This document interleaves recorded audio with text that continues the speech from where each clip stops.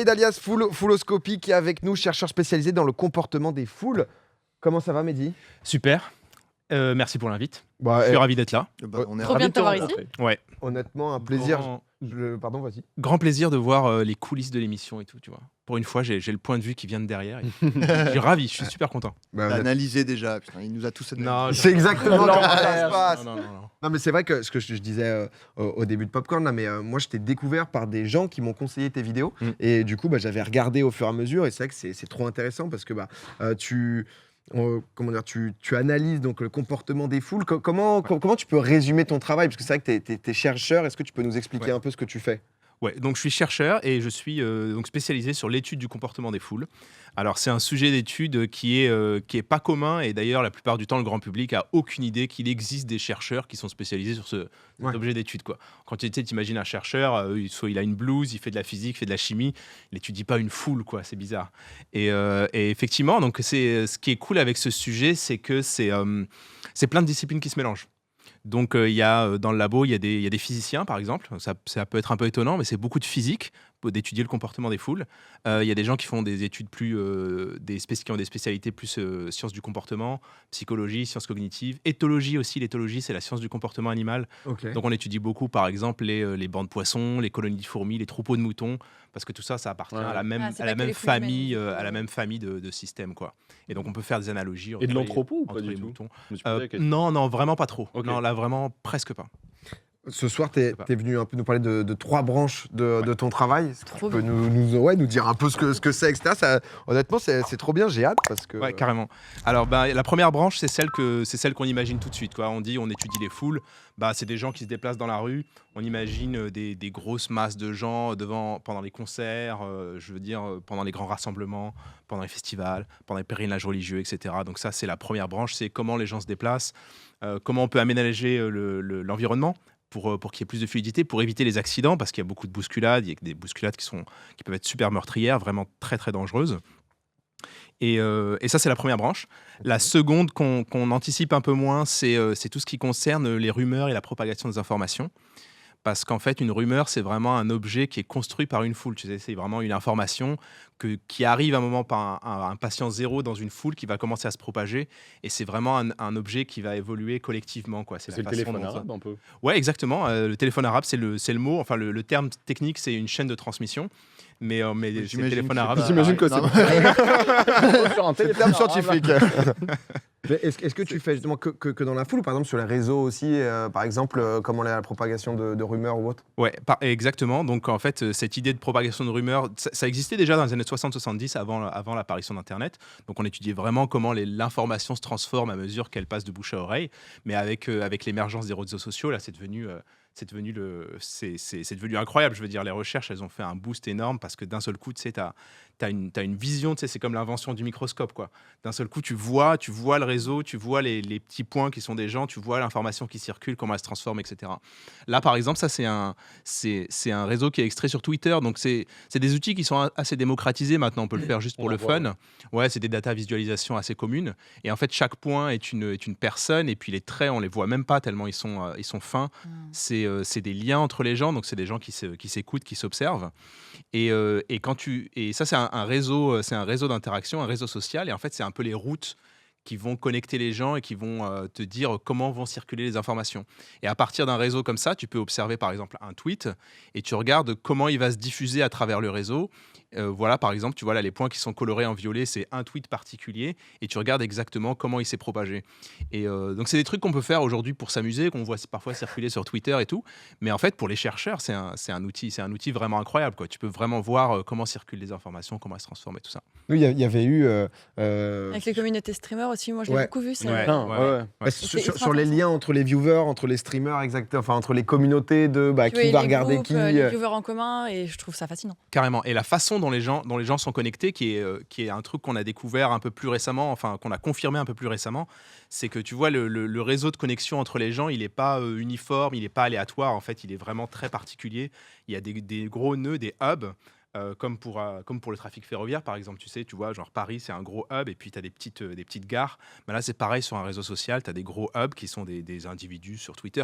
Mais c'est pas uniquement sur Twitter, hein, ça marche aussi offline, je veux dire, en dehors des réseaux sociaux, qui sont des énormes connecteurs entre différents points. Par exemple, la règle des 6 poignées de main dont vous avez peut-être entendu parler. Je connais pas.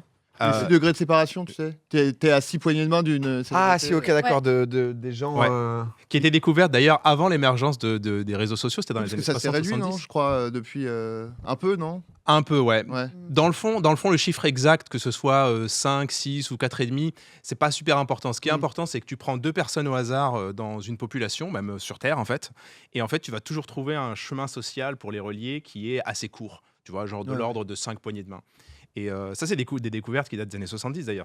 On n'a même pas attendu Twitter pour ça. Mais pour les gens qui connaissent pas trop, c'est-à-dire que c'est 5 personnes. Donc, c'est par exemple, si on se connaissait pas avec Adrien, c'est en combien d'interactions je rejoins Adrien, quoi, c'est ça? C'est ça, En gros, exactement. n'importe qui dans le monde, Ouais. on est lié à 5 poignées près. En gros, tu connais quelqu'un qui connaît quelqu'un qui connaît Ça dépend quelqu'un. grave de ton Tu connais cercle d'amis, Il y a etc. 5 numéros de quoi. téléphone d'un tel, etc. Bah, en fait, Enfin, c'est- si cette stat est vraie, ça dépend, oui et non. En fait, ça dépend de rien du tout. Si c'est la moyenne pour tout le monde. Ça dépend de rien du tout, Oui, ça, voilà. ça marche à tous les coups. C'est Et ça. en fait, c'est vraiment lié à la structure du réseau, le fait que tu aies des hubs sociaux, en fait.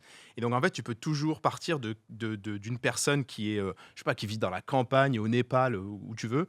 Et en fait, tu vas trouver un lien ou 2 liens vers un gros hub.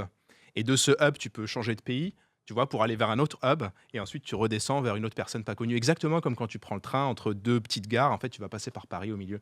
Et en fait, ça permet de Ah, connecter. oui. Et c'est exactement pareil sur les réseaux sociaux. Mais du coup, c'est pas une moyenne. Que ça soit, on s'en fout, 4,5, 5, 6, c'est pas une moyenne. C'est un C'est fait. systématique. C'est ouais. systématique. Ouais. Mm. À quelque chose près, mais C'est ouais. le maximum. Et ça, c'est.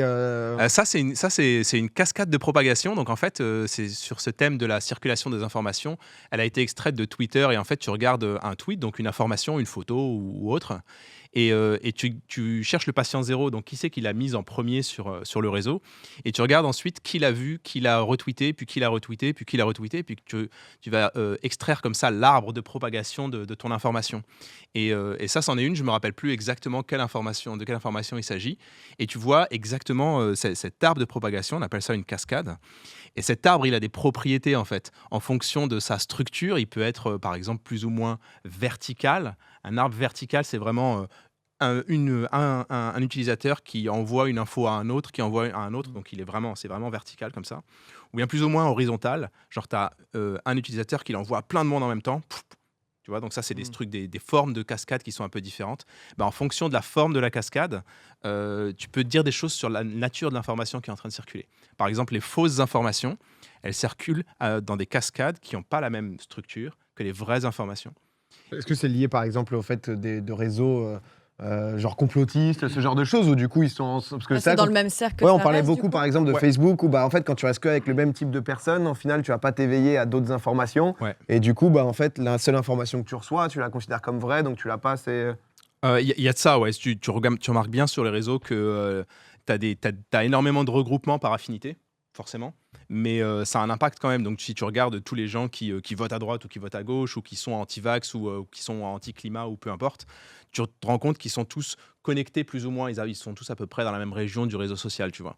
Et du coup, ça c'est un peu problématique parce qu'après, si tu regardes les informations qui circulent, en fait, tu les vois circuler un peu en boucle au sein d'un même groupe, en fait. Et Mais puis, C'est le fameux algorithme aussi en un sens. C'est-à-dire que plus tu te renseignes sur quelque chose, plus tu as des infos sur ça et ainsi de suite. ouais, non l'algo, il renforce encore cet effet-là. D'accord. Mais c'était déjà quelque chose qui était visible avant Ok. l'émergence dans les années 70, déjà on pouvait le voir. Et l'algorithme, ça renforce encore le truc, ça l'amplifie encore plus. Ouais.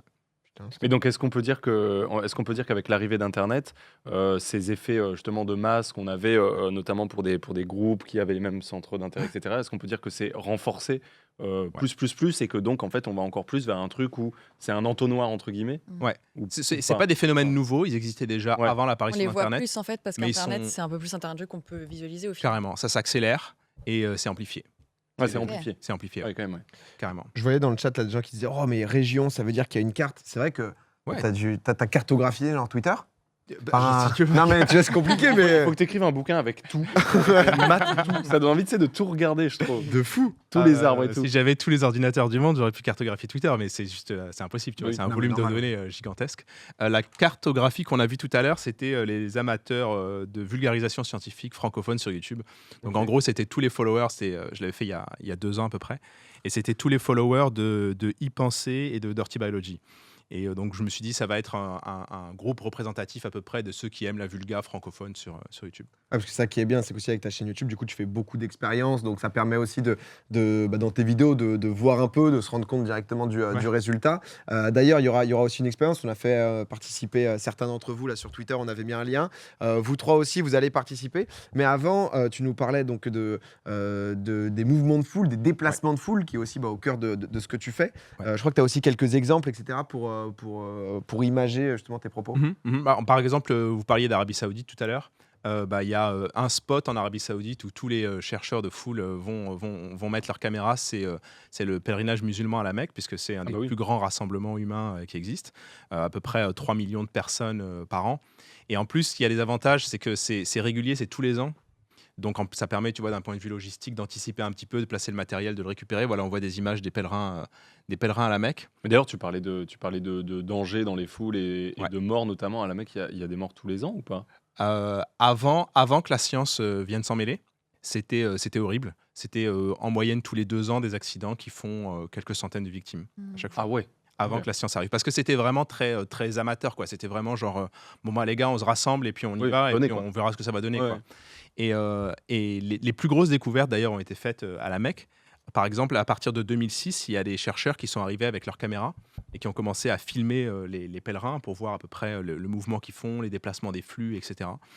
Et il se trouve que, par une coïncidence un peu malheureuse, cette année-là, il y a eu un mouvement de foule, un accident, qui a fait 360 victimes à la Mecque et qui a été capturé par les caméras de vidéosurveillance. Donc le bon côté des choses, même si c'était une tragédie horrible, le bon côté des choses, c'est qu'en fait, pour la première fois, les chercheurs ont pu commencer à analyser vraiment, tu vois, de manière quantitative, donc avec des chiffres, qu'est-ce qui se passe pendant ce genre d'accident.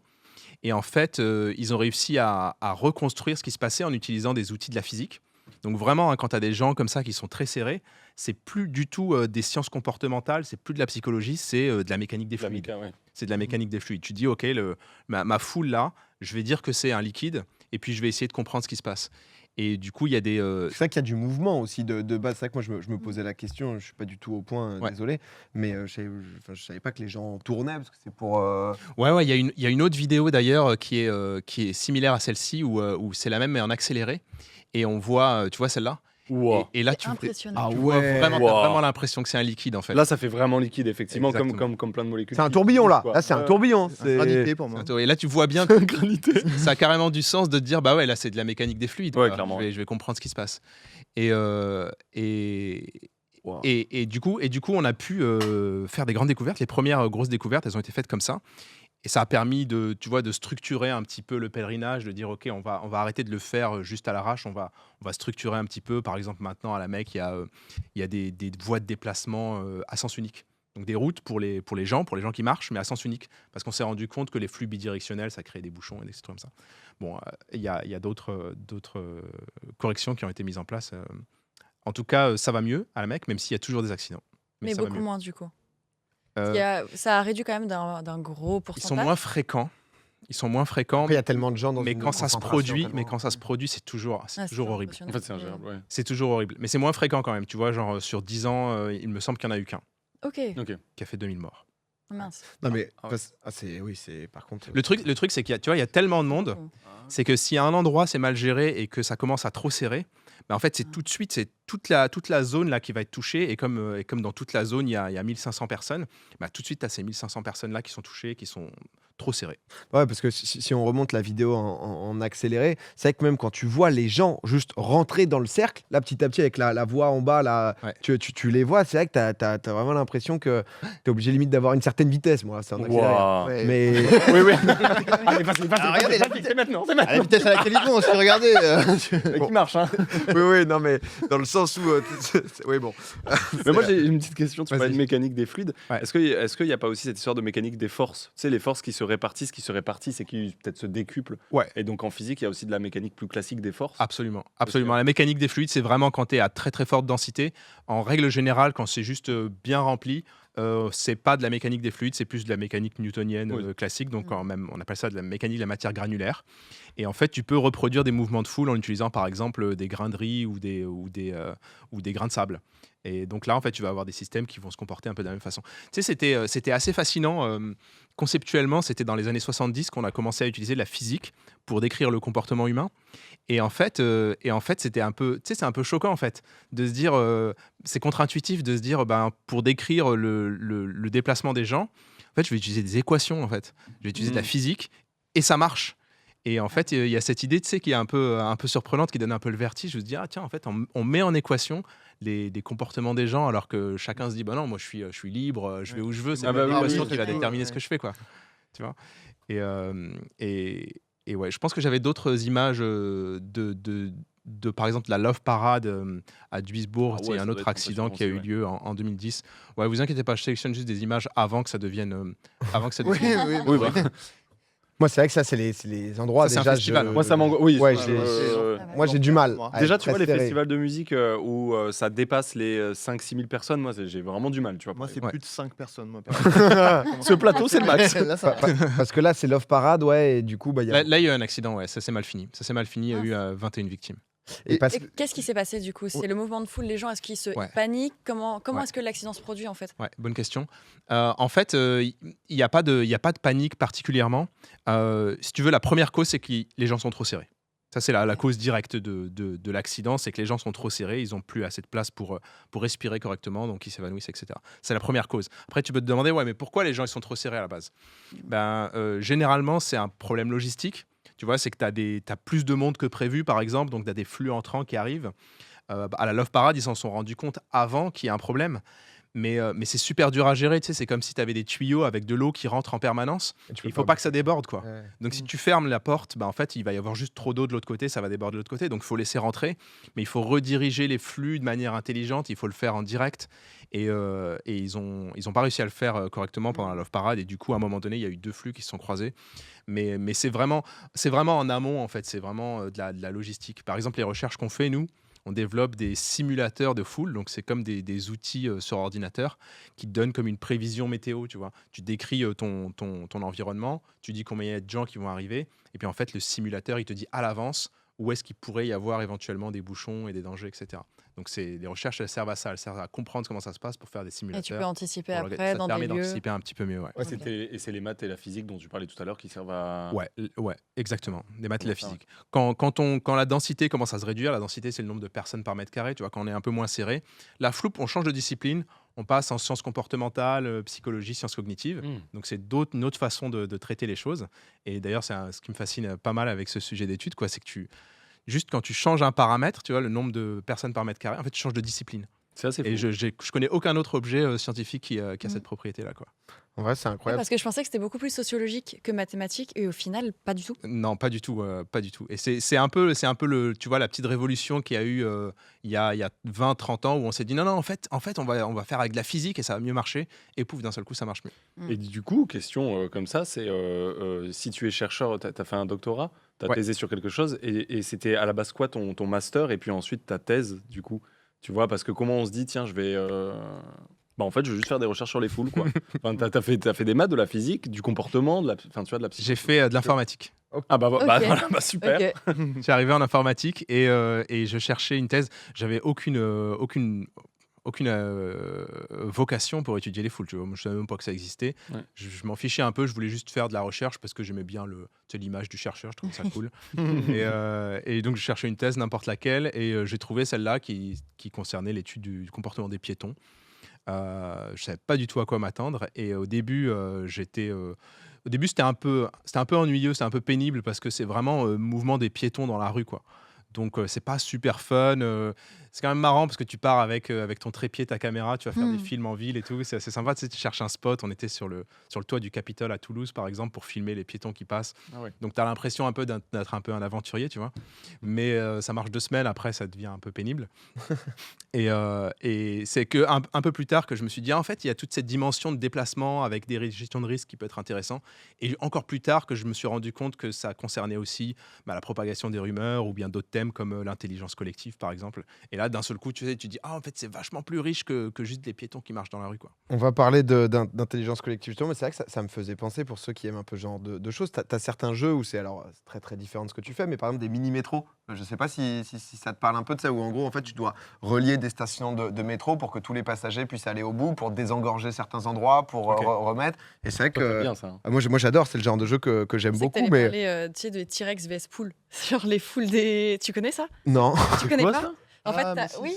oui. C'est en gros, tu vas simuler 10 000 Ah, les poules. les batailles. Ouais, les Ah batailles. ouais, les batailles. C'est des foules, tu vois. Ouais, Je sais, il va parler de ça. Ça, C'est un nom à rallonge. Oui, je sais plus comment c'est. Les- Ultimate Epic. Oui, c'est ça. Battle Simulator. Les simulateurs de foule qui sont utilisés pour anticiper les flux piétonniers, des trucs comme ça, sont utilisés aussi dans les jeux vidéo et dans l'industrie du cinéma, par exemple, pour créer justement des grosses animations de foule, ou Ah, bien ouais. un essaim, ou bien des choses Rien à comme ça. voir. Plague Tale, par exemple, je sais pas Avec si les rats, là Avec les rats, oui. Ouais, ouais, Justement, qui carrément. a une technologie incroyable où c'est des rats de marée. Et en fait, c'est comme de l'eau et c'est des fluides, comme tu disais. C'est vrai que ça rejoint ça, en fait. Ouais, utilisé la toute première fois dans Jurassic Park pour créer le troupeau de Gallimimus. Ah ouais? Si vous voulez regarder les images si vous les retrouvez un jour, il y a un troupeau de Gallimimus dans Jurassic Park. C'était la première application d'un simulateur de foule en remplaçant le mec par un Galliminus, par un dinosaure. Ça te crée un troupeau de Galliminus et c'est comme ça qu'ils l'ont utilisé. Il se déplace en troupeau. Ah. C'est ce moment-là, quand tu dis ça, c'est ça? Ouais, c'est ça. Ah, ok. Et il dit comme un essaim d'oiseau, comme un vol d'oiseau, un truc comme ça. Mehdi, Yes. pour la 3e branche de ton activité, tu nous parlais donc de l'intelligence collective. Mm. On a décidé de faire un petit test avec notre communauté en 3 étapes. Sur Twitter, on a mis un petit tweet. Je crois qu'il y a eu beaucoup de réponses. Les gens ont voulu participer. Vous allez participer aussi. Ah, Allez. Qu'est-ce J'ai que c'est un petit test. J'ai pu voir moi en avant, c'est crescendo, c'est ça le test, parce que c'est un peu pris un peu du test de QI. Ça va être des images. Il va falloir comprendre. C'est un peu de logique. Ouais. espèce de Ouais. cuit, je suis Du coup, nulle. du coup, on est sur la branche d'intelligence collective. Où on se demande vraiment, ok, quand tu as plein de gens, est-ce qu'on peut faire un truc intelligent avec plein de cerveaux, quoi? Est-ce qu'on peut les connecter de la bonne façon? Il y a plein de manières de connecter les gens. Tu peux faire un vote, par exemple, c'est la manière la plus simple. Et ça marche dans certains cas, et en particulier dans le cas d'un test de logique. Même si c'est super difficile, tu vas voir que les réponses collectives, tu fais juste un vote à majorité, ça marche parfaitement. Et donc j'ai sélectionné trois extraits, trois questions d'un test de logique qui s'appelle le test de Raven, qui est un vrai test de psychologie qui sert à mesurer la fluidité du raisonnement logique. Waouh. Et il y en a 3, il y en a une facile, une moyenne et une difficile. On a demandé aux gens de voter, Ouais. et puis nous on peut essayer. Ils ont déjà fait. Je vous propose Ok. de vous participer à 3 ensemble. Moi, j'ai pu faire aussi. Pas de stress sur le chat. Vous pouvez participer aussi Oui, si la vous n'avez suite, pas c'est de. ça, Ouais, la suite ok. logique. Ouais, il y a 8 options, et il faut trouver laquelle, j'ai trouvé, c'est laquelle complète la suite logique. Normalement, je crois que je l'ai. Ça c'est le facile, ça. Ah Ok. ouais. Je pense l'avoir aussi, mais. Ouais. Il n'y a aucune pression, Adrien, parce que tu entendais Non, ça, mais c'est le je suis, facile. Il y a 2 jets à côté. Si jamais. Ça se trouve, on en a pas bon. Le chat qui est assez unanimement. Après, j'imagine aussi, par exemple, Quand on un a chat. trouvé le c'est- même, Adrien, on te met pas la pression, mais il va falloir trouver le même que nous. Hein. Le chat, c'est des processus différents parce qu'ils voient les réponses des Non, autres. Donc ouais, forcément. Ouais, puis ils discutent et tout. Ouais, c'est un processus carrément différent. Ça, si tu veux le faire bien, tu laisses pas les gens discuter. Tu fais un vote. Oui, bah, C'est ce qu'on a fait. Donc Ouais, normalement, vas-y. on aura les résultats aussi Ouais, après. Parce que là, je les vois tous avoir trouvé. Vous avez trouvé la réponse. on a la même. Je suis un peu au hasard. Vous direz quoi Vas-y. 5. 5, 5. Ouais, 5, ouais. C'est ce que Adrien allait dire aussi. souffler 5 tout à l'heure, donc. Dans le chat, dans le chat aussi, 5. Est-ce qu'on monte maintenant les résultats? Tu les veux maintenant, le résultat du test? On peut montrer la première, ouais. Le résultat de la première. Ah Boum, ouais, 5. Ah ouais, 7800 réponses. comme moi, ouais. 93%. Même Solide. réponse que moi. Tu vois, à l'échelle 8000 réponses, il y a un truc qui s'appelle la loi des grands nombres en statistique. Ah oui. Et donc là, j'ai aucune incertitude. Je sais que même pour la question difficile, ça va marcher. S'il y avait eu genre seulement 25 réponses, tu vois, ça commence à être un peu incertain parce que ça dépend de la personne qui vote. Mais plus il y a de monde, plus ça devient sûr. C'est-à-dire qu'on est sûr que la foule, parce que c'est vrai qu'on se dit souvent, hein, le nombre, la foule peut être un peu bête ou quoi. Un peu bête, ouais. On peut faire confiance à, tu mets 3000 personnes, Alors après, ça dépend ce que c'est. Si Ça tu mets dépend de la aussi, nature du problème.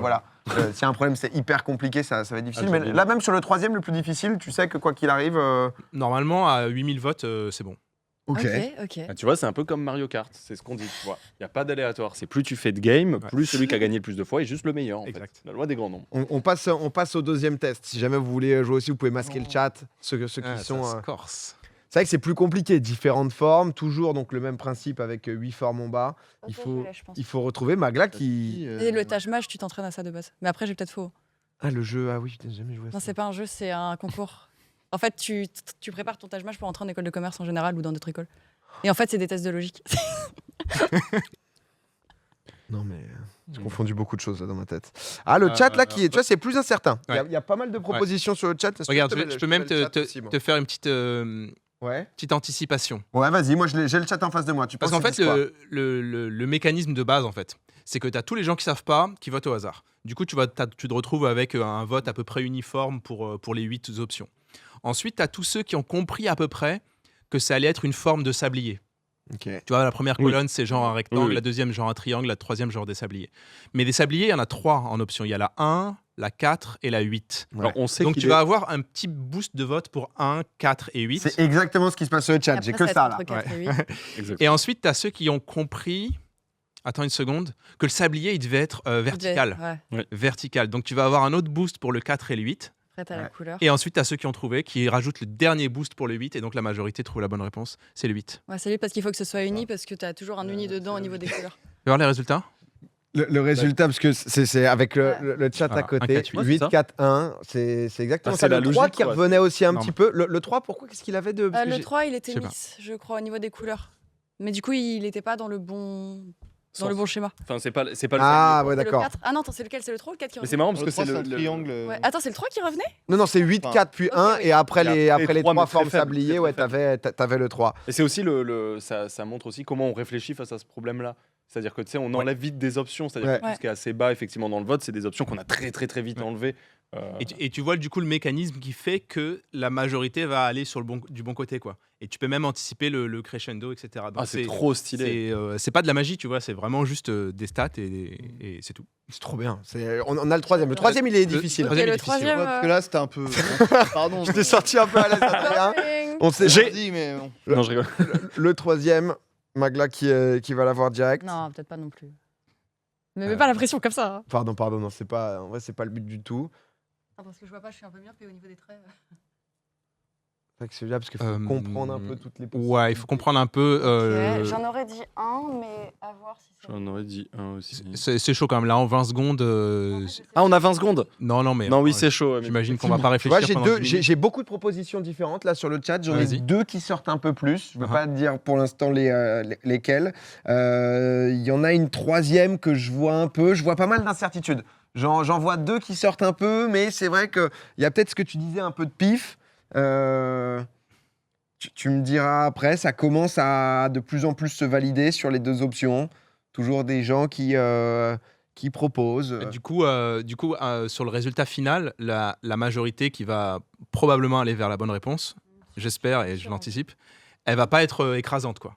Tu vois, à mon avis, elle va être très légère, mais ça va être quand même la bonne C'est réponse. vrai qu'il Ouais, moi aussi, je galère un peu à voir, mais j'ai une petite piste, tu vois. Mais Moi qui vois le pointillé, c'est hyper facile pour moi. Donc, vous pouvez vous rapprocher. C'est vrai que là, J'aime trop ces jeux-là. Genre, je suis oui, c'est bien. Ouais. pas archivante, mais j'aime trop. Je trouve ça Je sais trop pas, cool à ouais. faire. assez Moi, j'ai une idée, mais tu sais, je suis pas. Vous ce que me tu dites, disais tout à c'est l'heure. quoi ton idée? Y a pas de... Moi, j'ai une idée sur le 1. Ouais, moi, j'aurais dit cette pareil. idée d'oblique, tu vois. pour de vrai, j'aurais dit un. Un, mais- Adrien aussi, Mais Magla. jamais je mets ma vie Le- là-dessus, tu vois. Elle fait partie des. En fait, je me demande le 1, mais est-ce que la logique, elle part en diagonale? Est-ce qu'on le fait comme ça? Et j'essaie Apparemment, de la voir. direction n'a pas d'importance, c'est ça que j'entends. Non, Dis la entre direction, lequel et quel, Magla pas, non. Bah, j'aurais dit le 1 à la base.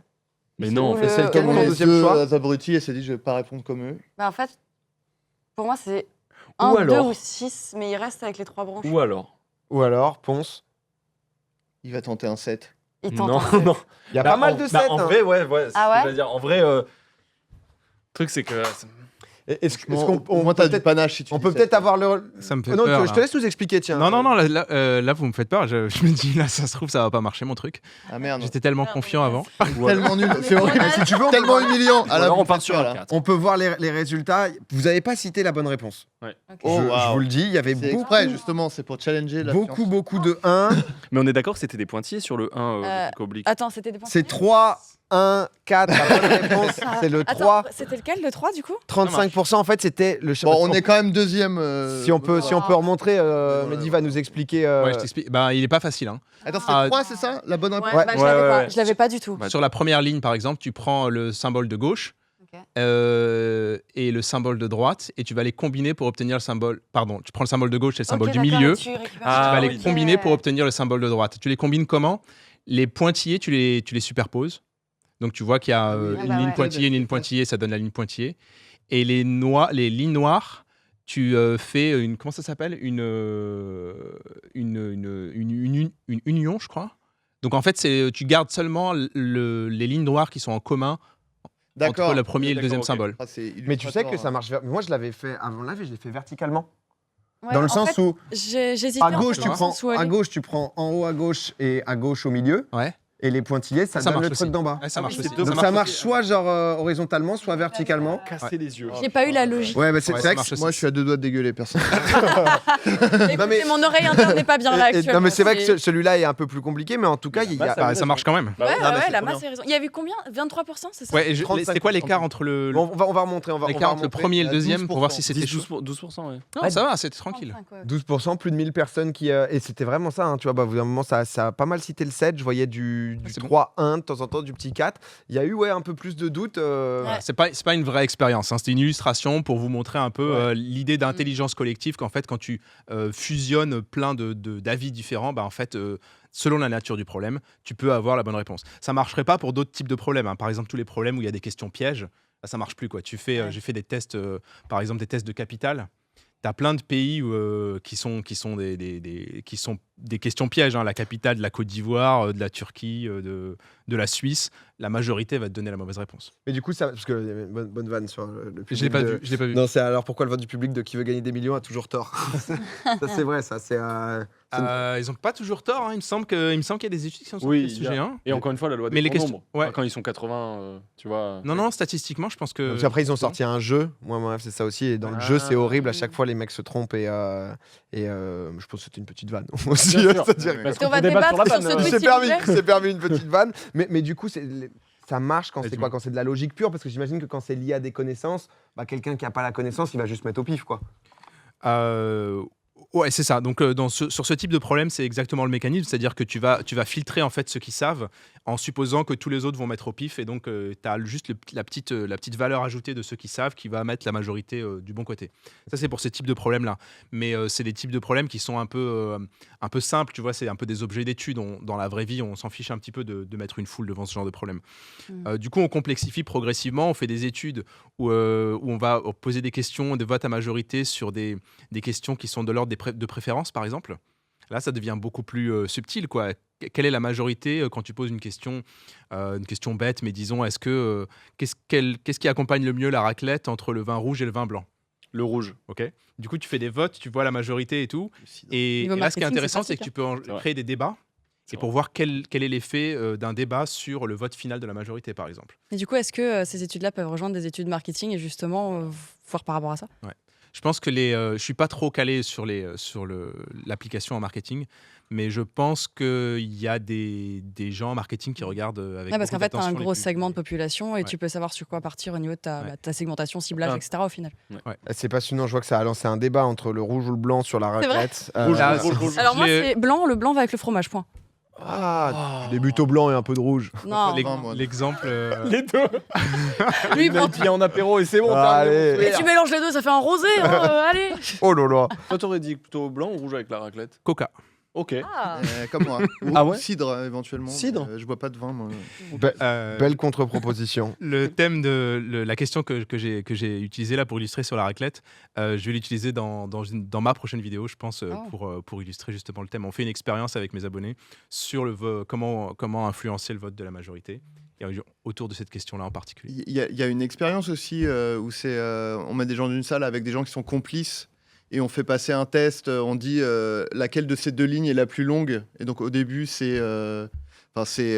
le monde trouve la bonne réponse. Et après, il y a des complices qui font exprès de donner la mauvaise réponse. Et du coup, les gens votent suite. pour la mauvaise réponse Ah oui. parce qu'ils voient que les gens lèvent la main pour la mauvaise réponse. Et c'est montrer comment tu peux influencer juste des gens. Alors que la réponse est vraiment évidente, il y a une ligne qui est plus courte. Mais en fait, ils votent pour la mauvaise réponse parce qu'ils voient qu'il y a une majorité qui vote pour la mauvaise réponse. Quoi. C'est L'effet de foule. un peu. l'expérience du conformisme de Solomon Asch, début des années 50. Eh ben, ouais. Eh, C'est vrai, mais. Honnêtement, c'est passionnant si vous suivez pas encore Fulloscopie sur YouTube. Et au-delà de ça, là, tu es en train d'exposer donc, à la Cité des Sciences et de l'Industrie. Ah, trop bien. Ça a démarré aujourd'hui jusqu'au 6 août 2023. Qu'est-ce qu'on peut y voir belle expo, il y a Ouais. sur 10 mois. Mais du coup, qu'est-ce qu'on peut y voir là-bas? Qu'est-ce que tu exposes concrètement? Des expériences? Ouais, non, c'est une expo sur un peu tout ce dont je viens de parler. Donc, on va montrer ces 3 dimensions de la recherche sur les foules. Il y a pas mal d'ateliers, c'est assez grand, il y a 900 mètres carrés d'exposition pendant toute l'année. Et puis, du coup, moi, je suis commissaire scientifique de l'expo, donc j'ai bossé sur la partie scientifique des différents ateliers. Et puis, il y a des trucs marrants, ça va un peu dans tous les sens. Il y a par exemple un karaoké collectif. Donc, il Ah, y a mais des... t'as une vidéo qui il y a- dit pourquoi. Pardon, excuse-moi, je te coupe. Oui, Ouais. T'as une vidéo qui dit pourquoi quand tout le monde chante, Ouais. bah, ça chante juste. oui, quoi. c'est un peu le même principe en fait. C'est le même principe, Ouais. sauf que là, c'est dans l'expo, c'est marrant, Ouais. c'est un petit atelier, donc il y a des petits micros, il y a un karaoké, puis les visiteurs se mettent chacun devant un micro, ils chantent leur karaoké, puis ensuite il y a l'analyse des pistes de chansons. Ah, trop bien. On dirait qu'il y a plein d'autres trucs sympas. Et donc, je vous invite à y aller, c'est une expo légère. Du coup, il y a une dimension un peu dramatique dans les foules, parce qu'on peut parler d'accidents, on peut parler de choses un peu pas marrantes. On a essayé de la garder un peu légère, un peu sympa. Ouais. Bah ok, écoute, pardon, incroyable. On a le sondage, ça a fait un sondage vin blanc raclette. Je sais pas si ça te- Là-dessus, là, vous êtes je sais pas si ça te servira, mais bon. On est à combien Vas-y. Si jamais sur 60 000, c'est quoi le. On peut moi- essayer de deviner, non? Qu'est-ce que vous en Moi, pensez? je dirais que ça a voté vin blanc. Vin Le blanc, problème, c'est parce que que le vin rouge. 58% vin blanc, moi je dirais. Après, je pense que Ponce a influencé en parlant de vin rouge. En fait, le souci. Ouais, mais voilà, Et moi, je pense que justement, c'est vin rouge. Et si vous avez commencé le sondage quand Ponce en a parlé, peut-être que c'est vin rouge du coup. En fait, Ah, 55 c'est pour serré. Vous vin avez blanc, préféré mon choix, je vous aime trop. 45 pour vin rouge. ouais, mais c'est parce que vous buvez des Bordeaux aussi. Ça, il n'y avait pas de troisième vote, Bref. Le ni l'un coca ni n'est l'autre. pas là, Donc, par contre. Il faut, c'est vrai aussi. C'est obligé d'être alcoolique. T'es obligé de boire, sinon il y a pas d'autres options. Mais Mehdi, merci énormément. C'était Ouais, trop super. intéressant. Les gens Merci ont à vous. adoré. Merci beaucoup, Passionnant. c'était génial, vraiment. c'était Et, cool. et n'hésitez Ok. pas à foncer à l'expo Cité des Sciences et de l'Industrie, Fulloscopie sur YouTube. Merci encore et à la prochaine. Merci pour l'invite. Bye bye. Bah, merci à toi. Ciao. Ciao.